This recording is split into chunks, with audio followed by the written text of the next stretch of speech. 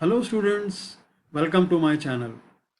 Mathematics class 8 में आज हम एक नया चैप्टर शुरू कर रहे हैं, algebraic expressions and identities. Algebraic expressions क्या होते हैं, सबसे पहले हम ये समझेंगे। लेकिन उससे पहले हम ये देखते हैं कि ये अलजेब्रिक एक्सप्रेशंस बनते कैसे हैं। हमने एक चैप्टर किया था linear equation in one variable.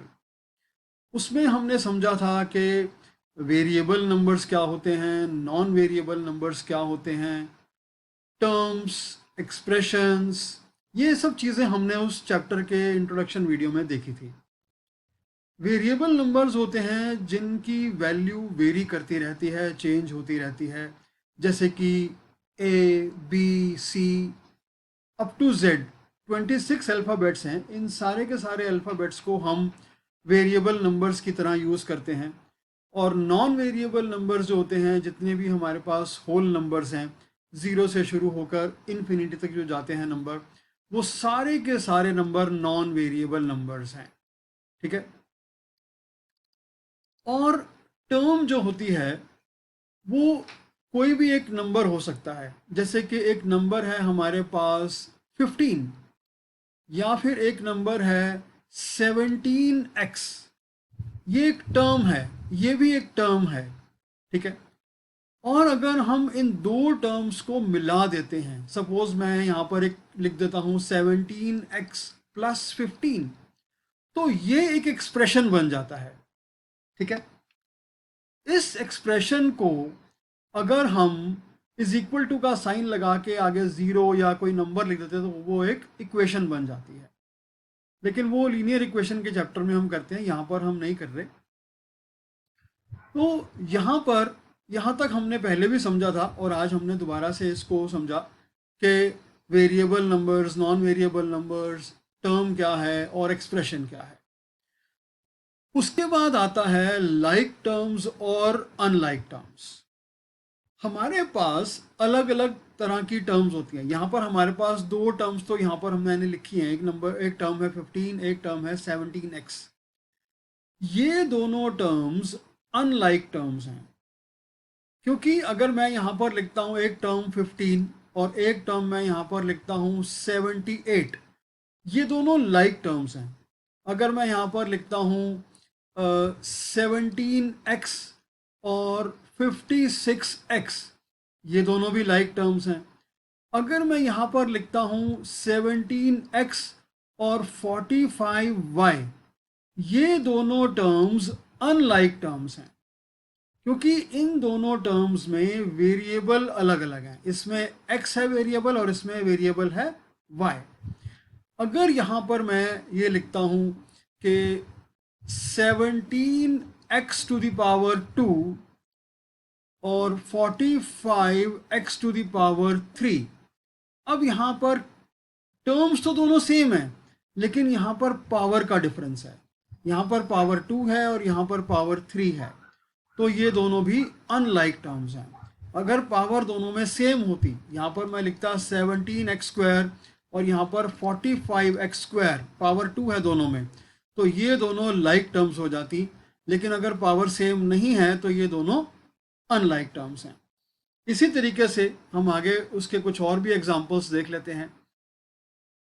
Suppose यहाँ पर एक टर्म में लिखता हूँ 7xy और यहाँ पर मैं लिखता हूँ एक नंबर 15xyz। ये दोनों भी अनलाइक टर्म्स हैं। अगर मैं यहाँ पर लिखता 7xy 15xy, तो ये दोनों लाइक टर्म्स हैं। अगर मैं यहाँ पर लिखता हूँ 17x² और 15xy², ये दोनों अनलाइक टर्म्स हैं, क्योंकि यहाँ पर x पर पावर है और यहाँ पर पावर y के साथ है, तो ये दोनों भी अनलाइक टर्म्स हैं। लाइक टर्म्स का मतलब है अल्फ़ाबेटिक जो नंबर्स हैं, जो वेरिएबल नंबर्स हैं, वो बिल्कुल सेम होने चाहिए और उनकी पावर भी सेम होनी चाहिए। ऐसा नहीं है कि यहाँ पर x पर पावर है और वो दूसरे नंबर के ऊपर हमारे पास y के ऊपर पावर है। दोनों पावर्स सेम अल्फ़ाबेटिक नंबर्स पर होनी चाहिए, same non variable, same variable पर होनी चाहिए, ठीक है।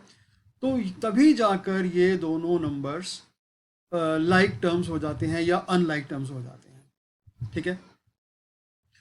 अब हम देखते हैं कि लाइक टर्म्स और अनलाइक टर्म्स को अगर हम सिंप्लीफाई करना चाहते हैं तो वो किस तरीके से पॉसिबल है। अगर मैं यहाँ पर दो टर्म्स को लेता हूँ, लाइक टर्म्स को, 7x और 15x, इन दोनों नंबर्स को अगर मैं ऐड करना चाहता हूँ तो वो आसानी से हम ऐड कर सकते हैं। 7x और 15x को अगर हम ऐड करते हैं तो ये हो जाता है 22x। और अगर मैं कहता हूँ 7x स्क्वायर और 15x स्क्वायर, इन दोनों को भी मैं ऐड करना चाहता हूँ तो हो जाएगा 22x स्क्वायर। अगर मैं यहाँ पर लिखता हूँ 7xy और 15xy, तो इन दोनों को ऐड करने के बाद हो जाएगा 22xy, ठीक है। सब्ट्रैक्ट करना चाहते हैं तो सब्ट्रैक्ट भी सेम तरीके से कर सकते हैं। हम देखते हैं, इन्हीं दोनों नंबर्स को लेकर चेक कर लेते हैं। 7xy minus 15xy। अब हम इन दोनों नंबर्स को सब्ट्रैक्ट करना चाहते हैं, तो सब्ट्रैक्ट करने का भी हमें मालूम है। 15 और 7 को अगर हम सब्ट्रैक्ट करते हैं तो क्या हो जाता है 8, और जो वेरिएबल्स हैं xy इधर भी है, xy इधर भी है, तो 8xy हो गया। साइन बड़े नंबर के साथ नेगेटिव साइन है तो यहाँ पर नेगेटिव साइन आ जाएगा, तो -8xy हो जाएगा। अगर हमारे पास दो टर्म्स हैं 7xy और यहाँ पर है 15x, इन दोनों को अगर हम सब्ट्रैक्ट करना चाहते हैं या ऐड करना चाहते हैं तो वो हम नहीं कर सकते, क्योंकि लाइक टर्म्स को ही हम ऐड या सब्ट्रैक्ट कर सकते हैं, अनलाइक टर्म्स को हम ऐड या सब्ट्रैक्ट नहीं कर सकते। हमारे पास अगर अल्फ़ाबेटिक नंबर्स जो हैं वो सेम हैं, 7xy और 15xy, यहाँ पर x पर पावर 2 है, यहाँ y पर पावर 2 है, ऐड करना चाहते हैं या सब्ट्रैक्ट करना चाहते हैं तो हम नहीं कर सकते, क्योंकि पावर का जो है डिफ्रेंसिएशन अलग अलग अल्फ़ाबेट्स पर है, अलग अलग वेरिएबल नंबर पर है। अगर दोनों सेम नंबर्स पर पावर होती, यहाँ पर भी x की पावर होती, y की पावर नहीं होती, तो हम इनको ऐड या सब्ट्रैक्ट कर सकते थे। अदरवाइज हम ऐड या सब्ट्रैक्ट इनको नहीं कर सकते। अब देख लेते हैं मल्टीप्लिकेशन के लिए। मल्टीप्लिकेशन कैसे होती है।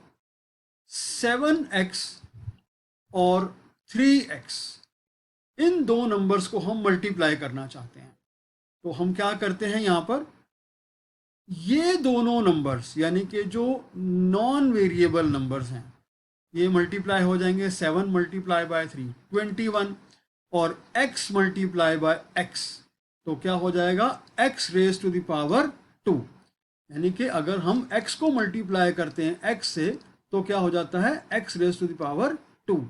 अगर हम x को मल्टीप्लाई करते हैं 3 टाइम्स तो ये हो जाएगा x raise to the power 3, और अगर हम x को मल्टीप्लाई करते हैं y से तो क्या हो जाएगा xy। यहाँ पर एक एग्जांपल देखते हैं। 7x को मल्टीप्लाई किया हमने 3y से, तो ये नंबर्स दोनों के दोनों नंबर्स मल्टीप्लाई होंगे, तो 7 मल्टीप्लाई बाय 3 21, और x मल्टीप्लाई बाय 3 xy, ठीक है। हमने देखा था कि अनलाइक टर्म्स ऐड या सब्ट्रैक्ट नहीं हो सकती, लेकिन मल्टीप्लाई हो सकती हैं। ये यहाँ पर पहली टर्म के साथ x है वेरिएबल और दूसरी टर्म के साथ y है वेरिएबल, लेकिन हमने अगर इसको ऐड करना चाहते, सब्ट्रैक्ट करना चाहते तो नहीं हो सकता था, लेकिन मल्टीप्लाई करना चाहते हैं तो पॉसिबल है। तो 21xy। अगर हमारे पास इसी तरीके से कोई दो नंबर्स हैं 7x स्क्वायर और 3x नंबर है, ठीक है, यहाँ पर पावर है 2, यहाँ पर पावर है 1, x की कोई पावर नहीं है, इसका मतलब पावर है 1, तो ये क्या हो जाएगा 7 मल्टीप्लाई बाय 3 21, और x raise to the power 2 और x raise to the power 1, तो x raise to the power 2 का मतलब होता है x मल्टीप्लाई बाय x, और x टू द पावर 1 यानी कि सिंगल है, कोई पावर नहीं है, तो मतलब x, तो मल्टीप्लाई x, तो क्या हो जाएगा x टू द पावर 3, तो यहाँ पर क्या हो जाएगा 21x टू द पावर 3।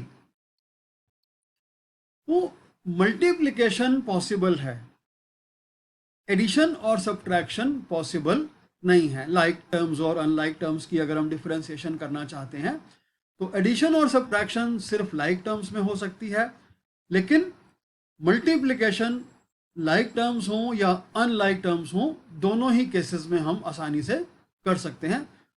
पहले नंबर के साथ जो वेरिएबल है और दूसरे नंबर के साथ जो वेरिएबल है, उन दोनों नंबर्स को हम साथ साथ लिख देते हैं। जैसे यहाँ पर था 7x और 3y, तो हमने क्या किया 21xy, तो मल्टीप्लिकेशन पॉसिबल है। ठीक है, यहां तक हमने देखा। एक टर्म है यहां पर पॉलिनोमियल्स। पॉलिनोमियल्स को भी समझते हैं कि पॉलिनोमियल क्या है। हमारे पास एक टर्म है 7x और एक टर्म है हमारे पास 15x और एक टर्म है हमारे पास सपोज यहाँ पर 15y है और यहाँ पर है 22z। ठीक है, अगर हमारे पास एक टर्म है तो उसको हम कहते हैं मोनोमियल। वन टर्म तो हो जाती है मोनोमियल।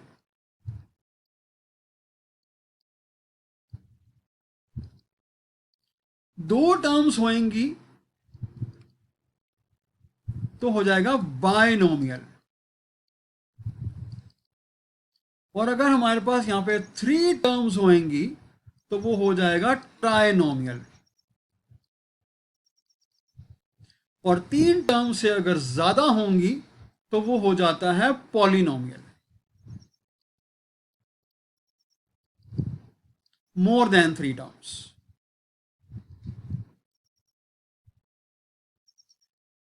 लेकिन यहां पर मैं आपको एक बात बताना चाहता हूं कि चाहे वो यहां पर हमारे पास एक टर्म है, 2 टर्म्स या 3 टर्म्स भी अगर हैं, तो ये सारे के सारे पॉलिनोमियल्स हम इनको कहते हैं। इनको हम कैटेगराइज करते हैं, 1 टर्म वाले नंबर को मोनोमियल, 2 टर्म्स वाले को बाइनोमियल, 3 टर्म्स वाले को ट्राइनोमियल और 3 से ज़्यादा टर्म्स वाले को पॉलिनोमियल। लेकिन ये सारे के सारे 1 टर्म वाले जो नंबर हैं उसको भी हम पॉलिनोमियल कहते हैं, 2 टर्म्स वाले नंबर को भी और 3 टर्म्स वाले नंबर को भी हम पॉलिनोमियल कहते हैं, क्योंकि सारे के सारे पॉलिनोमियल्स की कैटेगरी में ही आते हैं।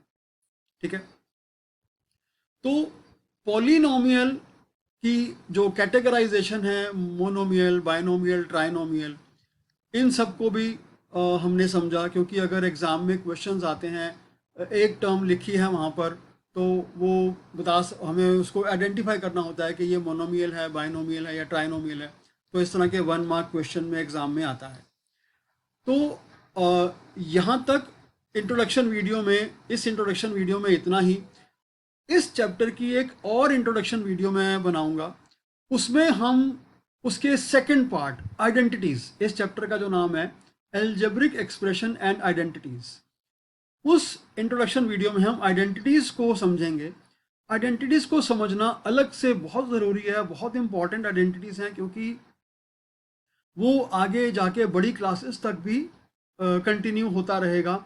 उसको बहुत अच्छे से समझना है, वो आइडेंटिटीज़ बनती कैसे हैं उसको हम समझेंगे, अपनी अगली वीडियो में समझेंगे हम।